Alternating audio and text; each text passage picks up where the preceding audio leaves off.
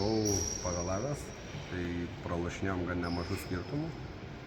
Norėčiau pasidžiaugti savo komandą, kad išgirdo mane šiek tiek.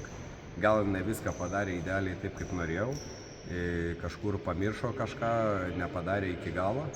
Tačiau pažiūrėjus, kokį surengėm sugrįžimą į rungtynes ir davėm tikrai kovą dėl pergalės, turėjom šansų laimėti.